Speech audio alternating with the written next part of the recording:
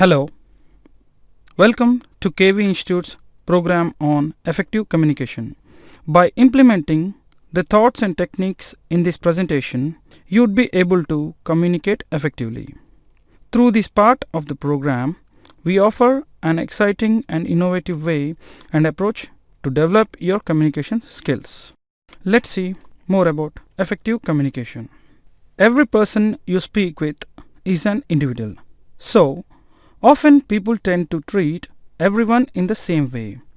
The best way to communicate effectively is to adapt your communication style. Let us go through the styles of communication. They are direct communication, analyzing communication, collaborating communication, and influencing communication. Direct communication.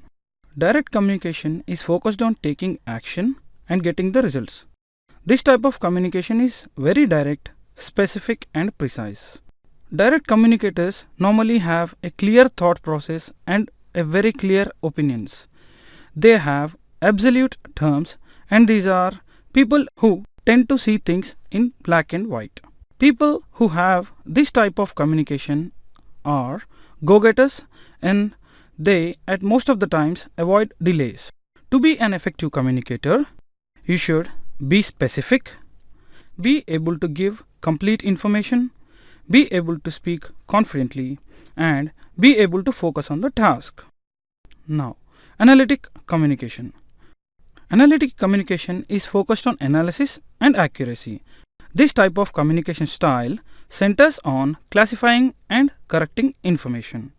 Analytic communicators have a great vision over quality, and they identify problems and they seek resolution of the particular problem. They tend to be unhappy. They sometimes tend to be more picky type. To be effective with analytic communicators, you should be able to provide complete details, be able to respect their ideas, and be able to appreciate their ability to identify problems. Now, collaborating communication. Collaborative communication looks forward for agreement and consensus. Collaborating communicators most of the times tend to avoid arguments. The most important factor of this type of communication is they tend to achieve goals, and they express willingness to do everything they can to achieve their goals. To be more effective with collaborative communicators, you should be cautious to allow them to express their opinions, be cautious on providing opinions, and be able to avoid making statements such as either or as such. Influencing communication. This type of communication normally starts with knowing each other before coming to actual business conversation. Influencing type of communication is liked by others. This type of style consists of social talking. Influencing communicators tend to speak about social aspect to increase the rapport. They tend to be more diplomatic and have great emphasis on the facts. To be more effective with influencing communicators, you should be able to allow some time for social communication before business conversation. You should also be able to set clear deadlines and check in on their progress regularly. You should also be able to appreciate their ability to motivate and inspire others. Now let us see the stages of communication. There are 5 stages of communication. They are sender, message, medium, recipient, and feedback. Sender. As the creator and sender of the message, it is very important for you to focus on the way you communicate. The following are the important aspects which you need to concentrate while sending a message. Your attitude and your approach towards that particular person and situation, your immediate surroundings, your culture, your emotions, language skills, your education, and your job status. These are the important factors which you convey to the other person when you are sending a message. Let's know something more about message. The message consists of both oral and written messages. The message is the idea and view which you would like to communicate. The following are the important factors you need to focus on while communicating a message. What needs to be included? How the ideas and views are interpreted? How the message would affect your relation? So whenever you send a message, keep in mind all these three aspects and how the other person would react to these questions. Medium. Medium of communication can be determined by the urgency of the message. The medium is the method which you choose for your message. Let us see some of the medium of communication. Face-to-face conversation, phone call, an email, a text message, a letter, or social media. Now let's know about recipient. Recipient. The recipient is a person or a group who receives the message. The recipient will be affected by same factors as the sender, such as attitudes, surroundings, culture, emotion, etc. This is the person who reacts to your message and who would receive your message. Feedback. To know whether the communication process is completed or not, you need to get feedback, such as in oral communication or face-to-face communication. In face-to-face communication, there would be a nod, smile, yes or no responses. However, in email and telephone communication, you can hear voice, and email you can get a reply. Let's see some of the effects of not communicating well. They are misunderstanding, loss of business, threat to a relationship, loss of faith and trust, wrong or no action taken, threat for a conflict, loss of valuable time. To avoid all these, you need to follow some of the tips for effective communication. You should never overlook the power of speech and sight. Personal interaction always develops better relationships. So always try to, most of the times, communicate in person. Always try to consistently learn new things and develop your communication skills by getting feedback. Accept feedback whenever someone says something to you and work accordingly on that particular feedback. Never blame others for your own communication weaknesses.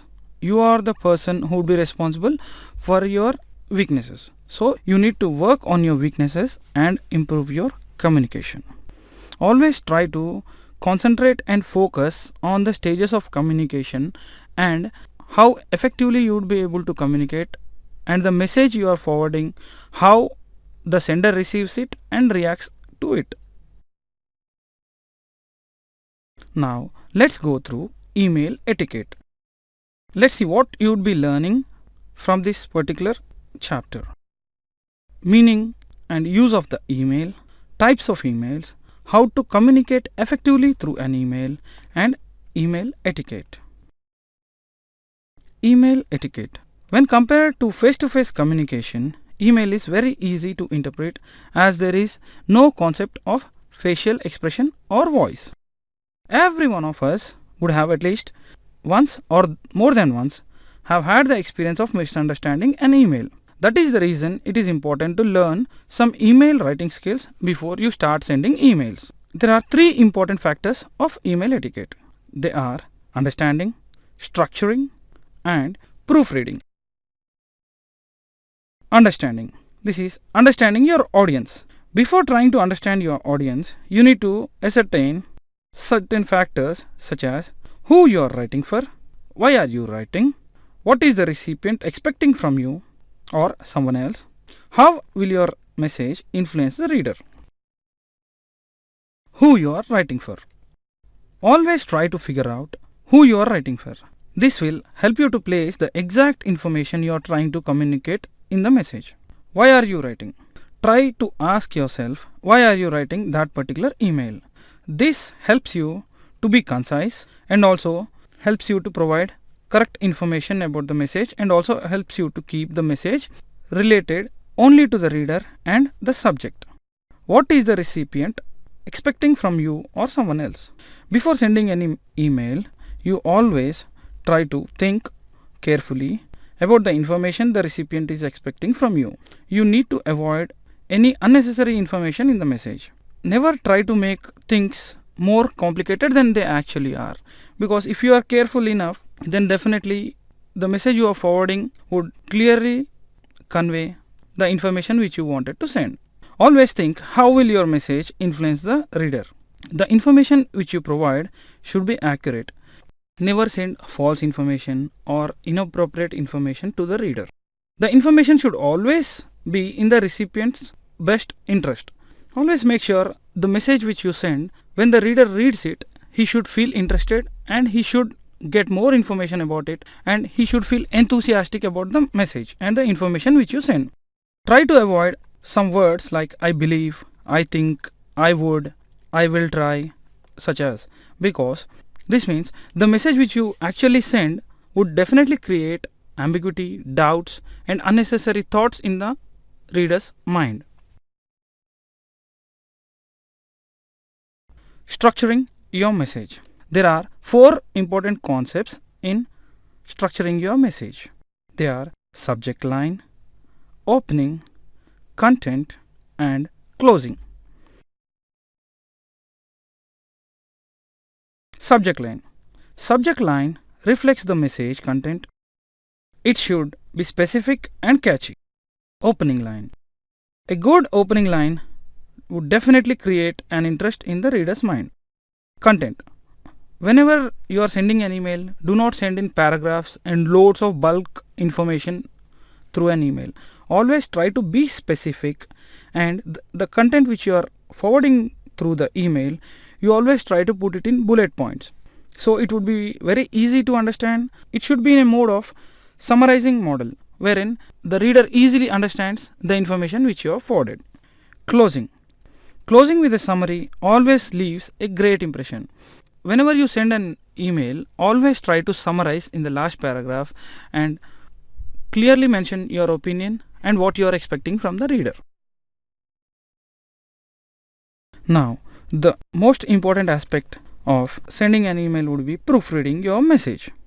To ensure a professional language and to make sure your email is error-free, you need to make a habit of proofreading your emails.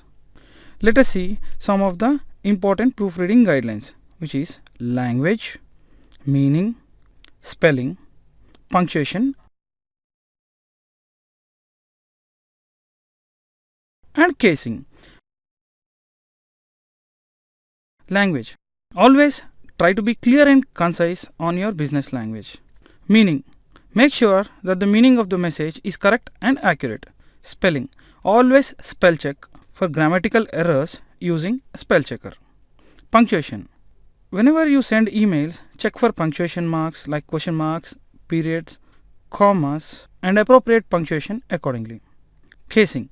An appropriate casing like sentence casing, initial caps, and lowercase, you should be able to determine how you should use them appropriately.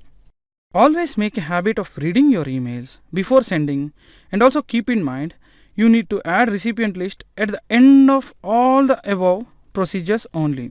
This avoids a situation where you sometimes tend to click send button before following the guidelines like proofreading or the language and the meaning. Read aloud.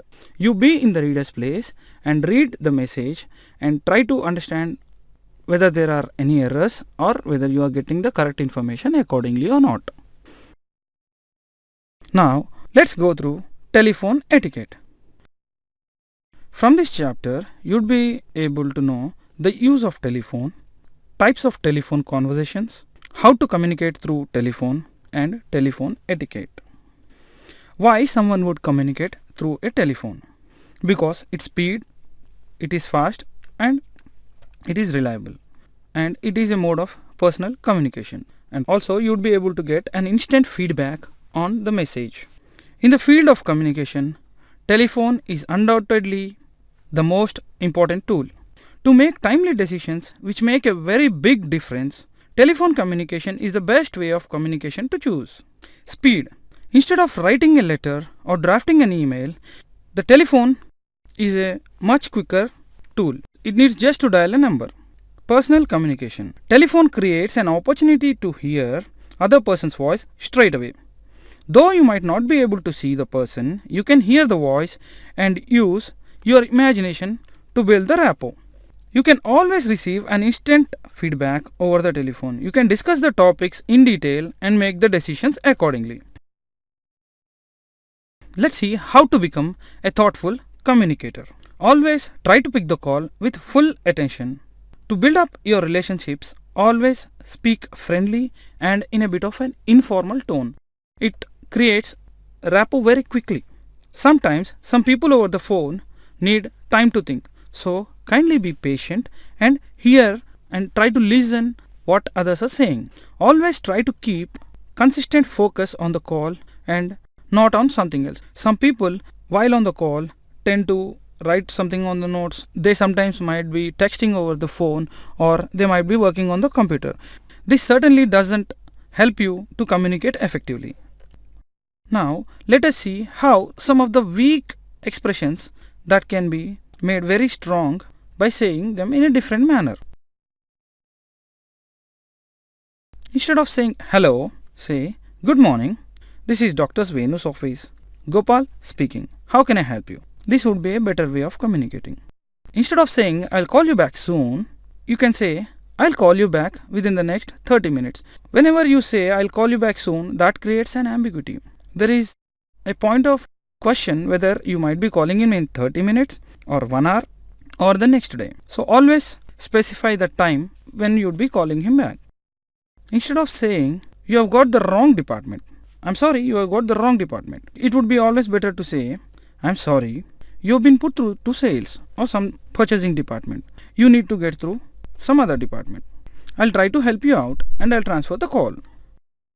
Now, instead of saying what do you want me to do about it, you can say how can I help you? Always try to use the name. Always make sure you mention the name of other person. Instead of saying no problem, you can say you're welcome, my pleasure. Instead of saying that's impossible, ideally it would be better to say I'll do my best to help you with this. Instead of saying who is this, you can always ask may I have your name please, or who's calling please. That would be better. Instead of saying I don't know, you can always say I'm not sure, but I'll try to find out for you. Instead of saying the only thing I can do is, you can always say the best thing I can do is. Instead of saying sorry to keep you waiting, always try to thank the person who has been on the call. So you can say thank you for holding. Let's see what is pride. A professional image over the telephone helps you to build relationships pretty quickly. Even it might be with your colleagues, customers or your clients or anyone else. Pride. Pride is pitch, rate, inflection, diction and energy. Now let's see pitch. To gain control over a telephone conversation, you need to balance your pitch of voice. Avoid shouting and always try to project your voice in a professional and pleasant manner. Rate. Speech rate over the telephone plays a very important role. Speaking slowly makes the conversation successful. Inflection. Inflection is the balance in tone with fall and rise in your voice according to the other person. Diction. Try to avoid mumbling and slurring speech when you are in your calls. Always try to pronounce clearly. Energy. To make a very good and a positive impression on each and every call, you need to be energetic during the call. Try to be as energetic as you were at the beginning of the conversation and continue the same through the end of the conversation. Let's see some of the important things which you need to remember when you are on a call. Plan. To speak more confidently, make sure you have all the relevant information with you. Make a note of the things which you are supposed to discuss. This helps you to make the call successful. Identify.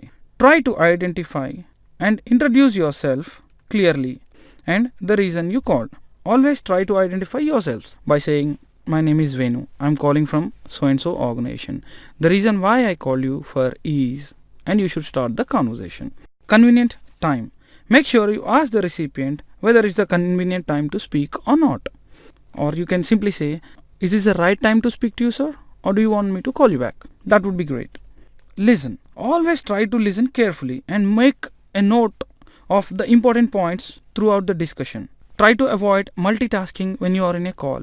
Never try to tap your laptop or computer, or you try to avoid texting over your mobile or even playing with your computer. However, some calls do require wherein you need to search information over your computer or the internet. That's a different story altogether. However, always try to avoid multitasking when you are on a call. Imagine. Always try to visualize the person by imagining. This will increase the effectiveness of the conversation. Paraphrasing. At the end of the call, always try to paraphrase and summarize the conversation using phrases like, "It is my understanding that we have come to a conclusion, so and so." Greet and close. Always thank the recipient for his or her time. Make sure you greet them by saying, "Have a great evening, have a good night, have a great weekend," and things like that. And one of the most important thing I would like to reiterate over here is, people like to hear their names. It enhances the feeling of friendliness. Instead of saying, "Sir," if you could probably say, "Thank you, Mr. Venu. Thank you for your time. It was a very great discussion, Mr. Venu." Always try to use the name of the person whenever appropriate during a telephone call. Let's go through some of the important tips to improve your telephone etiquette. Always try to be enthusiastic while you are on your calls. Whenever you're calling, try to be enthusiastic and energetic. Adjust your pitch and your tone to make the conversation interesting. Try to be as friendly as possible and as natural as possible over the phone. Don't try to, sometimes people tend to mirror the other person image or the other person voice. So it would be inappropriate to do that particular thing in certain period of times. Not always. In certain conversations, it would not be effective. Always try to make an impression through every call you make and every call you receive. Try to focus throughout the conversation. Audit yourself on a regular basis and improvise your skills by getting feedback and getting relevant information and working on the feedbacks.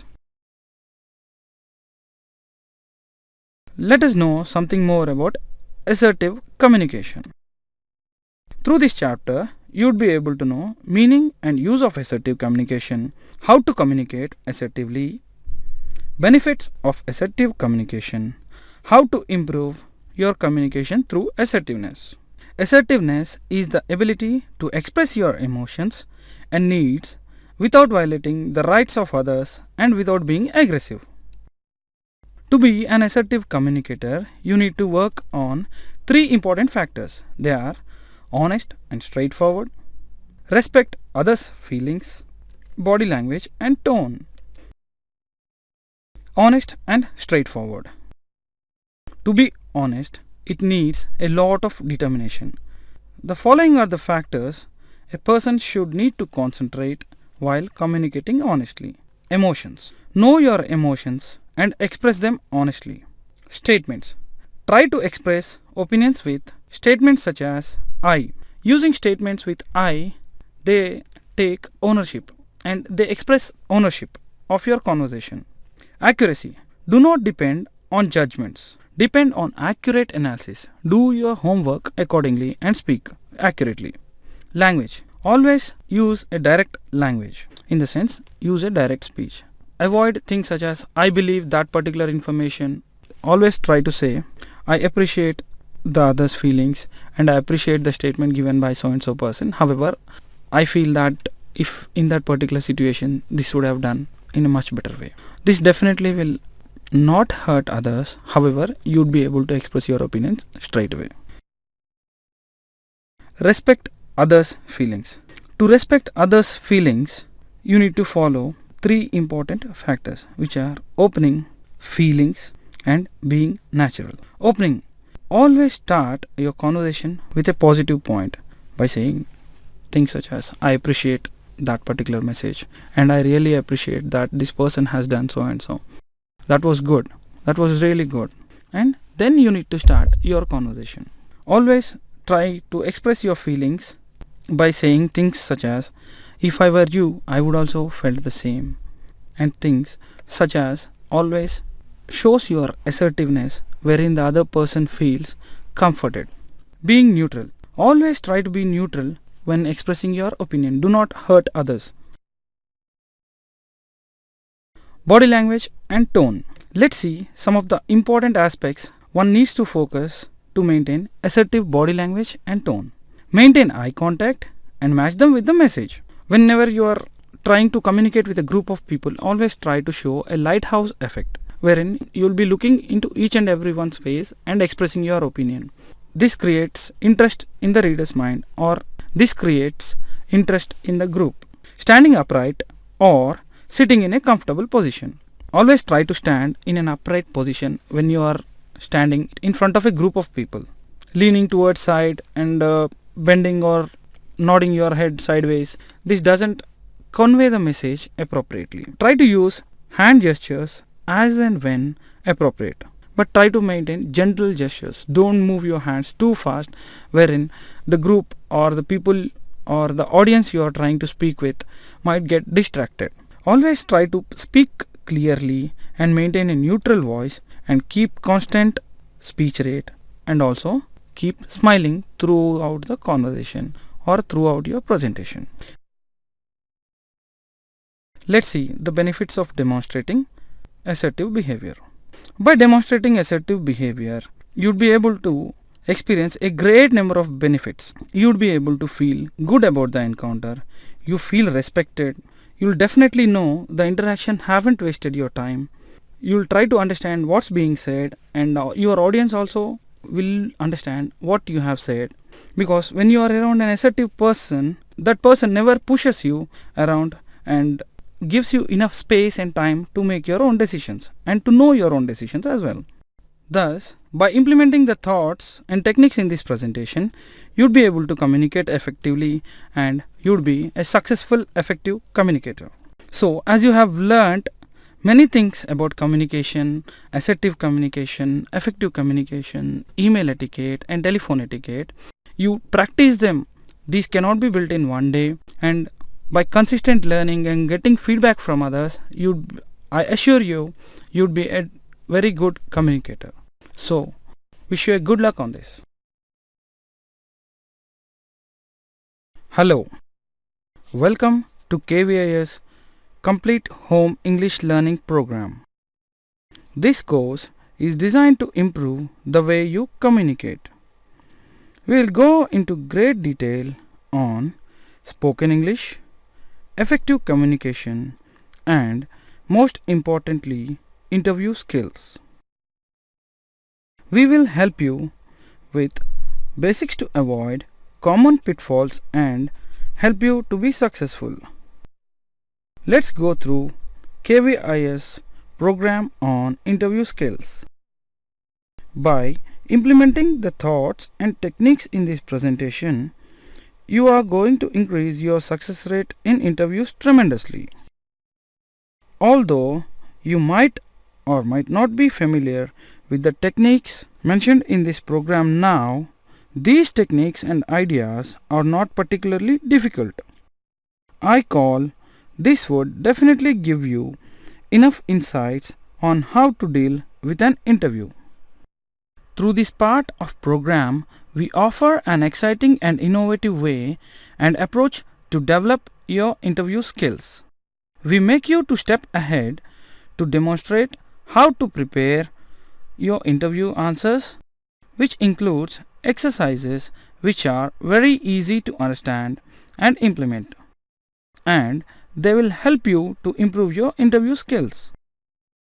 No matter, even if you are a fresher, an experienced person, or a professional, this program will definitely refine and help you to build your confidence and helps you to give effective answers in an interview.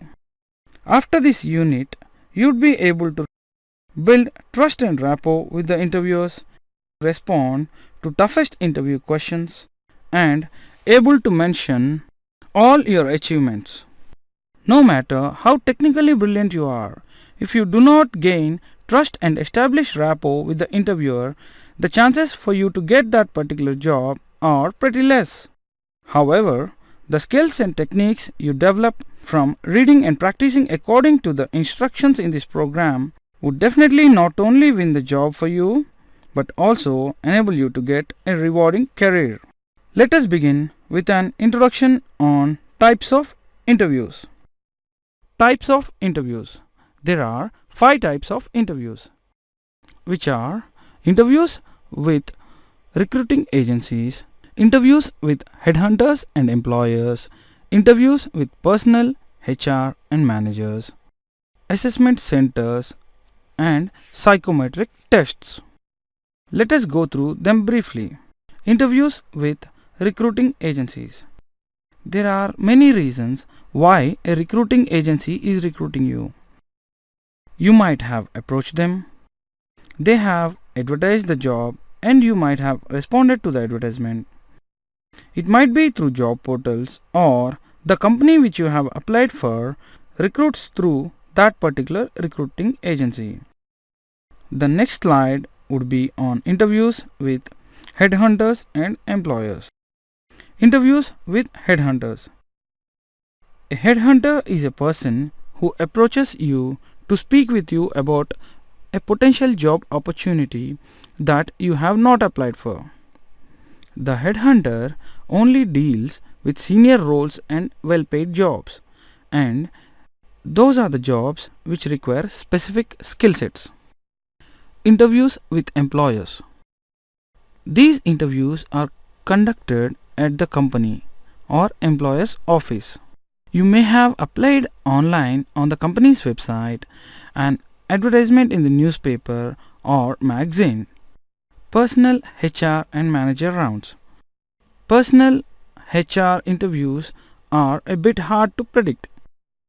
These rounds specifically focus on salary and benefits, the reason for leaving the company which you are working for, the reason for applying, your motivation, your long-term career goals. Interviews at the assessment centers. The term assessment center is not about a place. It is used to describe a selection process. It is a process which involves interviews and a range of other assessment activities. The assessment centers were developed by the War Office during the Second World War. They were used to select the candidates to become officers for the armed forces. They want to assess candidates in a range of scenarios that simulated real-time situations. Let's see what happens at an assessment center. In an assessment center, typically you will be joining a group of other candidates for a series of tests. These are designed to show your potential to the prospect employer, including your personal and technical skill requirement for the job. The typical qualities, skills, and attitudes that are evaluated at an assessment center are your analytical ability, your calmness, your awareness, your decision making, your flexibility, your interpersonal skills, your leadership skills, logical thinking and motivation, planning, your presentation skills, confidence, and your teamwork. Psychometric tests. A psychometric test is a test which evaluates a person's capacity and ability to act and react to a particular situation. This also evaluates the person's experience to order the thought behavior. The psychometric tests are also called occupational tests, psychological tests, and personality tests. They reveal your ability, aptitude, intelligence, performance, your problem solving skills, and your verbal and numerical reasoning skills. Our next topic would be nervousness and its solutions. Nervousness. Nervousness is natural before an interview. However, you can always help yourselves so that your nervousness doesn't affect the outcome of the interview. If you overcome nervousness, you will confidently give a very good performance at the interview. There are 2 solutions for nervousness: psychological and physical. Let us go through them briefly. Psychological solutions. Again, there are two types of psychological solutions. They are relaxation and being realistic. Relaxation. Telling yourselves to relax is lot more easier. Always try to focus and relax by taking deep breaths. Have a shower before you start off to the interview venue. Stop on your way to have a cup of tea or coffee. It is very much important to be relaxed and show your better side. Always be yourself and relax. The second psychological solution is being realistic. Be realistic that as you have come thus far for that particular interview, you are the prospect candidate for that particular job. Pat yourselves that you have been through thus far through many number of interviews and interview rounds. Always believe in yourselves, and even if the outcome of the interview might not be in favor of you, try to take good things from the interview which you have faced. Always remember to take notes on what you have learnt from that interview. Dear students, చూసారుగా మా demo. ఈ demo video మీకు నచ్చినట్లయితే మా complete DVD pack పై call చేయాల్సిన number 9346780130 9346780130. ఈ number పై call చేసి 6 DVDలు గల కేవీ స్పోకెన్ ఇంగ్లీష్ ప్యాకెట్ కేవలం 1000 రూపాయలకే మీ సొంతం చేసుకోండి. 6 DVDలు గల కేవీ స్పోకెన్ ఇంగ్లీష్ ప్యాకెట్ కేవలం 1000 రూపాయలకే మీ సొంతం చేసుకోండి. ప్రతి ఒక్కరికి అర్థమయ్యే సులభమైన భాషలో అతి తక్కువ కాలంలో అనర్గళంగా ఇంగ్లీష్ మాట్లాడించగల ఏకైక వీడియో టీచింగ్ కోర్స్ మీకు అందిస్తున్నవారు KV institute of spoken English.